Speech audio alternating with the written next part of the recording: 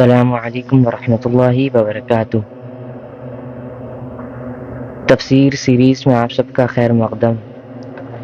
اعوذ باللہ من الشیطان الرجیم، بسم اللہ الرحمن الرحیم۔ یا ایہا الذین آمنوا کتب علیکم القصاص فی القتلى الحر بالحر والعبد بالعبد والأنثى بالأنثى فمن عفي له من أخيه شيء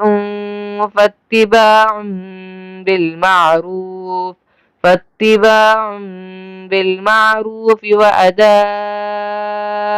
إليه بإحسان ذلك تخفيف من ربكم ورحمة فمن اعتدى بعد ذلك فله عذاب علیم۔ تفسیر۔ قصاص کا مطلب ہے برابر کا بدلہ لینا۔ اس آیت میں حکم دیا گیا ہے کہ اگر کسی شخص کو جان بوجھ کر ناحق قتل کر دیا جائے اور قاتل کا جرم ثابت ہو جائے تو مقتول کے وارث کو حق حاصل ہے کہ وہ قاتل سے قصاص کا مطالبہ کرے۔ جاہلیت کے زمانے میں اگر قصاص تو لیا جاتا تھا، لیکن اس میں ناانصافی یہ تھی کہ انہوں نے مختلف انسانوں کے جو درجے اپنے خیال میں مقرر رکھے تھے، ان کے لحاظ سے اگر نچلے درجے کے کسی شخص نے اونچے درجے کے کسی آدمی کو قتل کر دیا تو ورثہ کا مطالبہ یہ ہوتا تھا کہ قاتل کے بجائے اس کے قبیلے کے کسی دوسرے آدمی کو قتل کیا جائے جو رتبے میں مقتول کے برابر ہو۔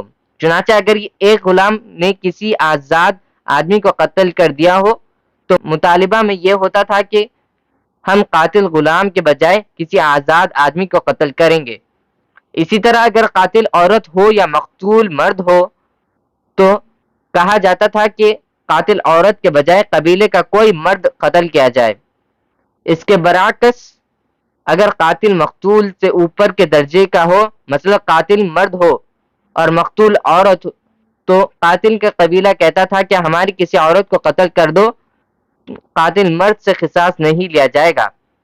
اس آیت نے جاہلیت کی اس ظالمانہ رسم کو ختم فرما دیا اور اعلان کیا کہ جان ہر ایک کی برابر ہے اور قصاص ہر صورت میں قاتل ہی سے لیا جائے گا، چاہے وہ مرد ہو یا عورت، غلام ہو یا آزاد۔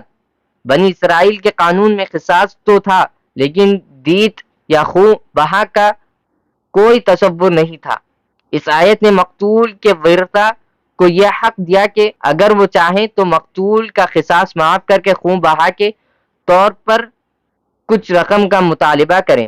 ایسی صورت میں ان کو چاہیے کہ رقم کی مقدار معقولیت کی حد میں رکھیں اور قاتل کو چاہیے کہ خوش اسلوبی سے اس کی ادائیگی کرے۔ اگر خون بہا لے کر وارثوں نے قصاص معاف کر دیا ہو تو اب ان کے لیے قاتل کی جان لینا جائز نہیں ہے۔ اگر وہ ایسا کریں گے تو یہ زیادتی ہوگی جس کی بنا پر دنیا و آخرت دونوں میں سزا کے مستحق ہوں گے۔ مطلب یہ ہے کہ اگر خون بہا لے کر وارثوں نے قصاص معاف کر دیا ہو تو اب ان کے لیے قاتل کی جان لینا جائز نہیں ہے۔ اگر وہ ایسا کریں گے تو یہ زیادتی ہوگی جس کے بنا پر وہ دنیا اور آخرت دونوں میں سزا کے مستحق ہوں گے۔